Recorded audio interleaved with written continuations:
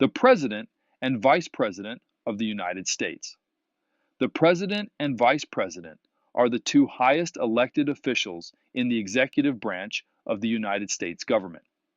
The process for electing the President and Vice President is laid out in the U.S. Constitution and further defined by federal law, election of the President and Vice President.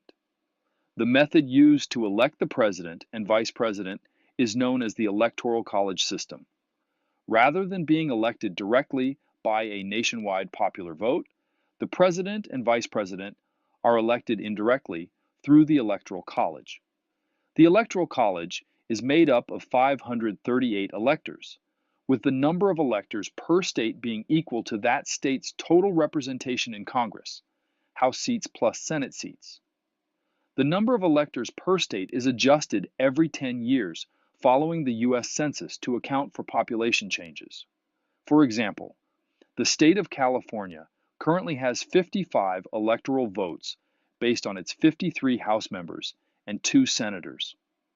In order to win the presidency, a candidate must receive a majority of 270 or more electoral votes out of the total 538.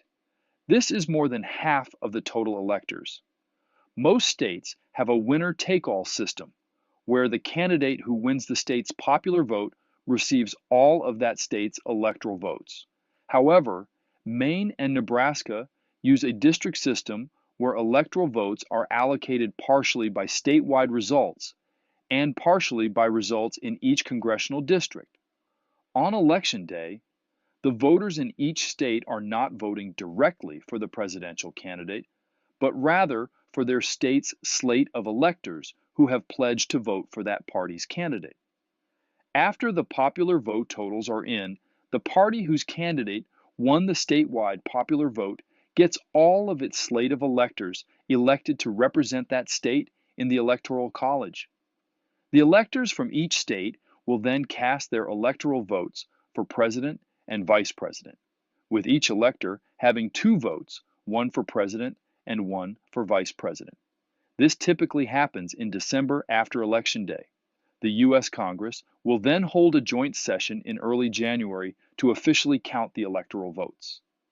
If no candidate receives a majority of 270 or more, the House of Representatives elects the president and the Senate elects the vice president.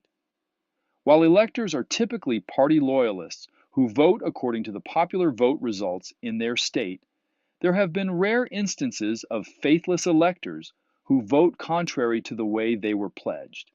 However, some states have passed laws to remove or penalize faithless electors. Requirements to become president, vice president. The constitutional requirements to become president or vice president are fairly broad. A candidate must be a natural-born U.S. citizen, at least 35 years old, and a resident of the United States for at least 14 years. In practice, however, successful presidential and vice presidential candidates also typically meet additional informal requirements based on modern political norms and the demands of a national campaign. These might include substantial political experience in government or through running for other offices, widespread name recognition, fundraising abilities, and the ability to appeal to a broad cross-section of voters. The president and vice president are officially nominated by their respective political parties, usually through a series of state primary elections and caucuses followed by a national nominating convention. The presidential nominee then selects their vice presidential running mate. The duties of the vice president are primarily to assist the president as needed, preside over the Senate and cast tie-breaking votes, and be prepared to assume the presidency in the event of the president's death, resignation, or removal from office. In recent decades, vice presidents have often taken on specific policy roles and responsibilities at the discretion of the president. Powers of the president. As the head of the executive branch, the president wields significant powers and responsibilities laid out in Article 2 of the Constitution. These include being the commander-in-chief of the U.S. military and all armed forces, Having the power to negotiate treaties with foreign nations, which then must be approved by a two-thirds Senate vote. Appointing federal judges with Senate approval, ambassadors, cabinet members, and other senior executive officials. Having the ability to grant pardons or reprieves for federal offenses. Giving an annual State of the Union address to Congress. Vetoing or signing legislation passed by Congress. The President also nominates federal judges and justices to the Supreme Court, chairs and controls the federal bureaucracy and executive agencies, conducts foreign policy, and serves as the head of state and face of the U.S. government. The framers saw the presidency as a powerful yet accountable office with checks on its powers through Congress, the courts, elections, and the amendment process. The president has been described as the nation's chief legislator, chief diplomat, commander-in-chief, and chief citizen. In carrying out these vast duties and responsibilities, the president relies heavily on the executive office and federal agencies to study issues, prepare recommendations, implement policies, and enforce laws and regulations.